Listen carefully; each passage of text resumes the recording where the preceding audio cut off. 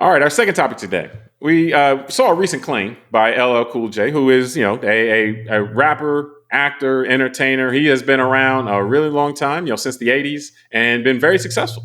But he was in an interview. He was talking about how he views himself, and what he thinks society will come to view him as the greatest, or excuse me, the most important rapper of all time. Now he's did an album in 2000 called the GOAT, the greatest of all time. So him saying that he'd be the greatest is something that he's maintained considerably for a long time. But most important rapper, and he pointed to how the types of things he introduced rap to us, or made popular more, I guess, than introduced. And so we thought it was worth considering. Like LL has been around a long time, been very successful. Most important rapper of all time, Tunde. What do you think? I'm glad we're doing this as a topic because we can have some fun. I was wondering, is there going to be a new definition in the psychological tomes, the definitions that combines grandiosity and narcissism? Hey, I will. LL, part of his quote says, "I will say this humbly." No, I know. So I know you can't do this. I'm just messing with you. So I highlighted that. So I thank you, because I highlighted, I'm going to say this humbly, and then I highlighted the next part where he says, so then I highlighted the part too that he said something else. So that after he did that, the GOAT terminology, this is the guy who came up with all the GOAT stuff. I could go on and on, is what he says about himself. Yeah. That he says, it comes to the GOAT terminology, they're going to say, this is the guy who came up with the GOAT stuff. I can go on and I go, last time I checked, people that are very humble don't say I could go on and on about how great I am. Well, no, he's more so saying like the throwing around that terminology, because he also said, one of the other things he pointed out is the integration of the love songs into hip hop, which he could make. I mean, that claim.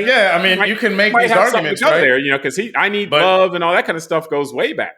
How about Tupac with "Heaven Ain't Hard to Find" or "Dear Mama"? Right? Like I'm saying, we can all argue these things. All that. I need I need love predates those. So I'm just saying, introduce those to popular hip hop. It can't be outright dismissed. Now the GOAT thing, I'm with you. I'm not sure he introduced that to popular hip hop, or to popular. But it's interesting, man, because I was approaching this in reading it when you brought it to me, offline as a potential topic of me gonna assume that we'll have this conversation about, how it's hard to judge GOATs and the art and all that, which I do want to have that conversation. But it's what I found when I'm reading it, I realized I start thinking about like the famous athletes that I've liked and watched, and famous actors, and just kind of in the arts and entertainment space that we all know, those we all consider at the top. And I just thought more of, it's interesting people's personalities when they reflect them back to us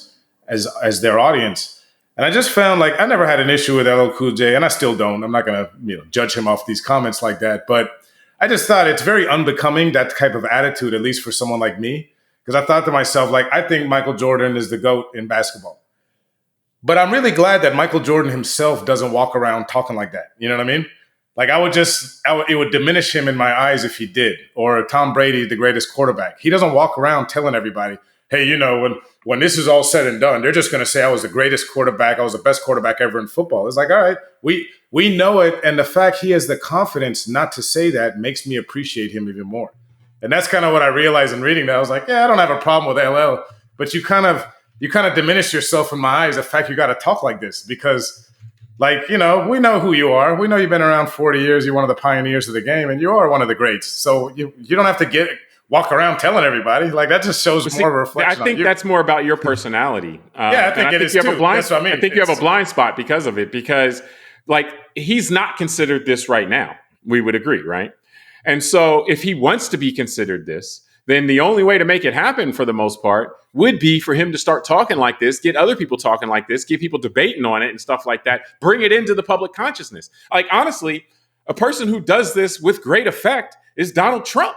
He thought, we have the greatest economy. We had the greatest economy of all time. He didn't really have, but he says that stuff enough, and people walking around like, yeah, Trump did have the greatest economy. And it's like, and people stop looking at the numbers and just start accepting that stuff is true. And so if he's trying to change, Michael Jordan's not trying to change public perception. Another example of this is LeBron. LeBron is trying to change the perception that Jordan is on the top of the hill. And so he will throw out nuggets here and there that will allow people, his acolytes, to start running with it like, oh, yeah, like LeBron, he's doing this stuff Jordan never did. Jordan never was all NBA 22 years in. And yeah, like LeBron, he even has his campaign strategy to focusing on the longevity of his greatness and so forth. So I think when you're trying to take someone off the top, whoever that is in the rap game, and that's going to be different in different people's minds, this is the way you would do it, so to speak. And I mean, to me, though, where I find it like the disconnect will be is that LL, regardless of the case that you can make as far as the greatest or the most important, and we can talk if you want about the context of greatest in the form of art anyway, but versus like the terminology of one of the greats. But LL doesn't have the acolytes though. Like he doesn't have the emotional base that's going to amplify this stuff and get it part of the public conversation more. Like one thing LeBron has in this case, or even like a Trump has in this case, is they have the echo chamber that he can throw it out there, and then he'll have a bunch of people repeating. No, I agree for sure. And like the best example of this I can think of, at the moment, would be like Tim Duncan and Kobe Bryant. By most objective measures, I would say, Tim Duncan is a better player, NBA basketball player, than Kobe Bryant was. But you'll never hear people making that case because people don't have this emotional attachment to Tim Duncan where they're going to go to the mat fighting for this guy. And people do have that about Kobe. Like, there'll be people mad that I just said that right now.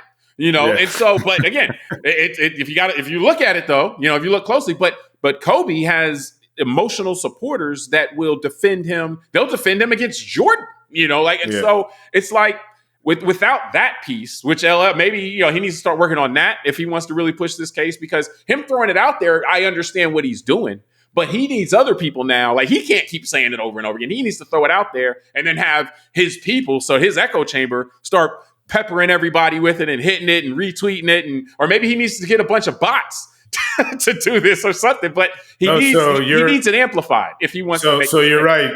And you're right that, that is definitely my personality that I don't like it.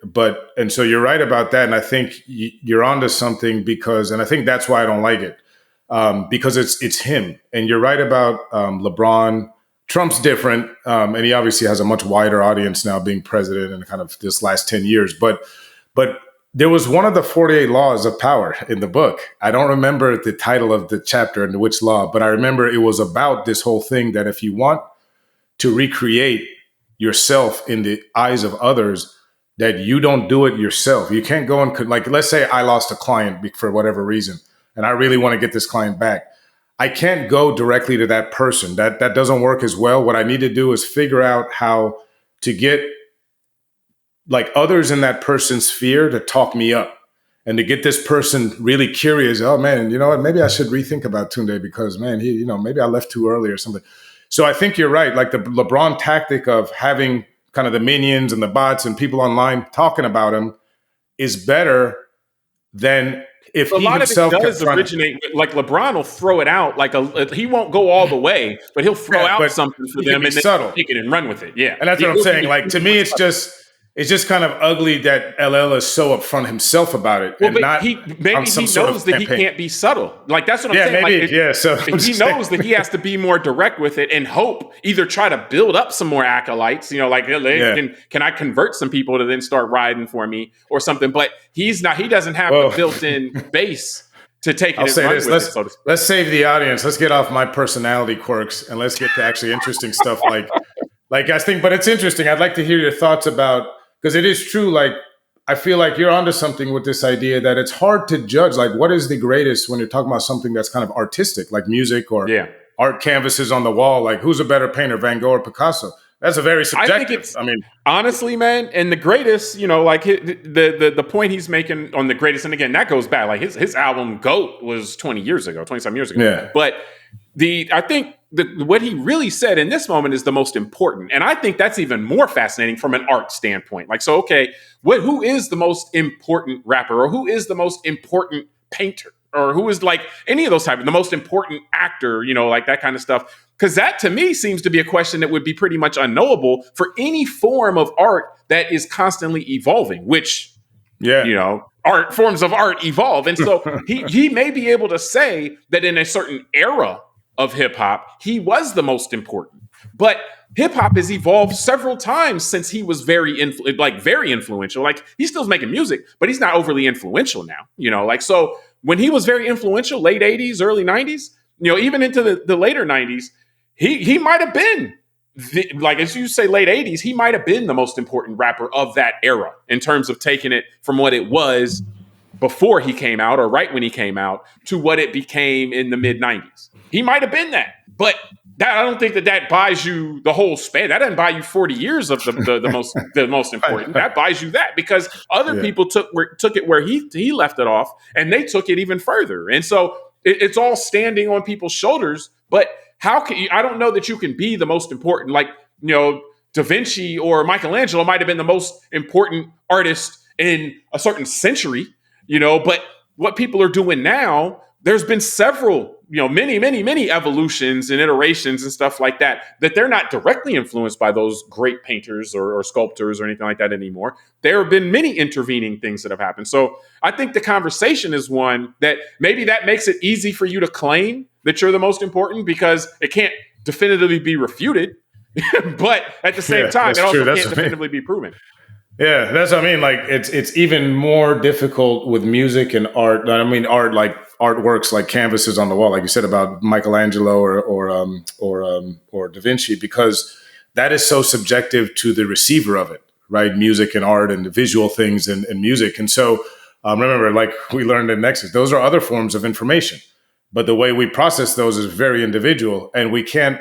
There's no way to measure them like with stats. That's what I mean. Even an athlete is an easier conversation, even though to your point about other things like you just mentioned, like the NBA has changed over the last 50, 60 years. So yeah, Jerry West might not have the same stats that he would in today's NBA. So it's hard to compare a guy from the 70s to today, but at least we have stats and we have certain things that we can measure against.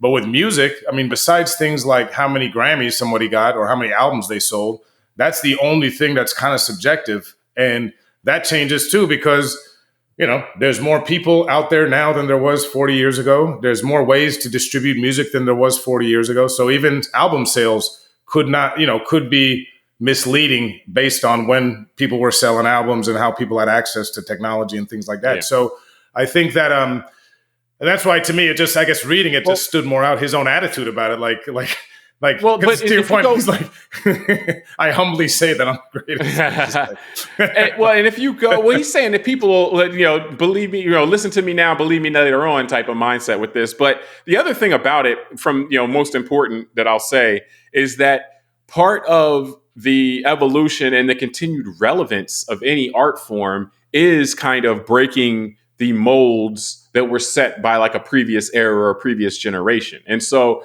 it's kind of like, while LL did that, you can argue in the late 80s, early 90s, people broke his mold then later on to continue to evolve the art form. And in fact, art forms that don't continually do that kind of die out. And so it's hard to that just goes back to my point of it's hard to really say of all time when you're talking about this influence, like and all that kind of stuff. You can try to do the only thing I would say, if you want to try to compare across eras, is that you can try to kind of normalize it based on how influential you are relative to your peers in your era. Which you see people do that with like baseball or like basketball is a little different because just the depth of talent is just so vastly different throughout the eras. But how good were you compared to everybody else around you at the time? And then if you want to try to normalize it that way, you can kind of get to these discussions. But for hip hop, I would say it's so new, relatively, that it's hard to really do that. Like there are some differences in the world then and the world now, but it's not like we're looking at classical music, or even jazz, like where when jazz starts, that it's really a different world. Like, right, there was still mass distribution and mass media when hip hop really got popular. Like now, granted, it wasn't streaming entire music libraries, for $10 a month. But it still was like you could hear stuff on the radio, or you could get stuff widely distributed on the radio. You could get music available to be bought and heard anywhere, relatively. So it's in some senses it makes it easier to compare, but in other senses it's like, well, it's just a different game. And again, the comparison piece, while it's fun to talk about, and then I want to ask you, but we'll get out of here. But I do want to ask you before we do. before we do, I'm going to ask you who you think it would be, if you had to boil it down, the most important rapper of all time. But it's more of I think, fun thing to talk about, that because, like in the same way that Jordan or LeBron or, anything like that, because it's one of those things that it is about your personality and what you value and what speaks to you when it comes to these aesthetic kind of things. So who do you have as the most important rapper of all time? I don't have a one, and that's why. Like, I'll say there's a kind of a satellite of a few names that swim in that pool, and part of it, to your point, is we're all different. Like, I've got friends that are only about beats; they're not really big on the lyrics. I'm more like, I actually am probably a little bit mixed with both, but I actually will give a rapper a nod if they're really tight lyrically. So, and also, I think we're influenced by just our ages and when we were most influenced by this stuff, which is usually around your high school years. And so my high school years were the early to mid 90s, and going to college in the late 90s. So that period was Tupac, Biggie, Nas, Jay-Z, those type of rappers that, lyrically were creative. Common is another one I think had great lyrics. And then when you put someone like Common, a couple albums he had, let's say in the late 90s, early 2000s, and put them together with a producer like Kanye West, that was like magic to me. Great beats and the lyrics worked out. So that's why, to me, I can't say there's one that's the best. I just think there's like the few names I mentioned. There's probably a couple more that if I thought hard, I'll get them out. But that's why I say, to me, it's much more difficult. It's like if you ask me, who's your favorite Canvas artist? And I'd probably have 5 or 6 of them. But if you ask me who was the greatest NBA player, I'll say Michael Jordan, because I'll be able to lean on certain stats that I would then defend with an argument, which I can't defend music or art in that way, because there's no kind of tangible thing to touch. It's interesting to me that you default this question to best as opposed to, because, it's the question of being important. It could be best, but it also gets into influence and all that kind of stuff. No, I guess for me, I'll say, because that's a good point, just to distinguish, I'm looking at them both very similar in that way, that best and important, because you're right. Yeah, see, I think influence, like best can be skill-based, but influence, which specifically with art, makes a big deal, because again, our art constantly evolves. And so how important are you to the evolution of your art form matters, in addition to how that's a great skillfully point. And so, but I want to keep us moving though. So like for me, the most important I would put at, I don't think you can put one. I think it has to be 2. It's Tupac and Notorious Big. Now, granted, I was, young in that time frame, so I'm going to be biased towards that. But the reason I have is that I think it was a sea change in 2 ways, a sea change in hip hop music. One, their deaths just kind of changed the trajectory of hip hop a little bit, which was, it still does embrace, like the kind of gangster rap mentality, but it gave the consequences of going too far with that. It made them very clear which for something that lasted for at least a generation or so. Like, hey, you rap about different stuff, you do, you live a certain way, but this stuff can, like, it's not, if 2 titans like that can go down like that quickly, then I think that influence. So their death, I think, influenced very much. I think their life also was very influential in terms of the skill, the ability to connect with people and inspire people, and and the ability to take all that stuff commercial. And so I thought that they were very influential in that way. I mean, they're very good. They're very influential. And then lastly, them leaving, creating the void that then that other people, and maybe a Jay-Z or something like that, people started filling and so forth. But that, I wonder if they don't prematurely leave us, what's Jay-Z's career? What's Lil Wayne's career?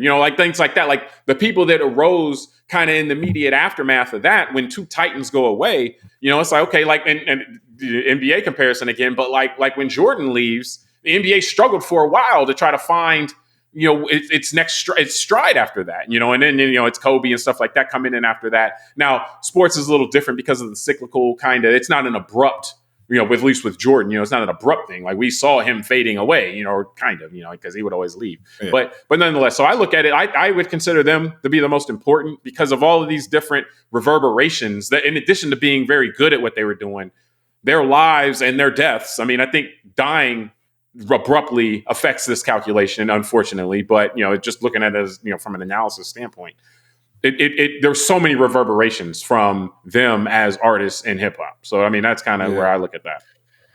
No, it's interesting, man. It's and I can see the distinction. I'll say this, and we'll get out of here.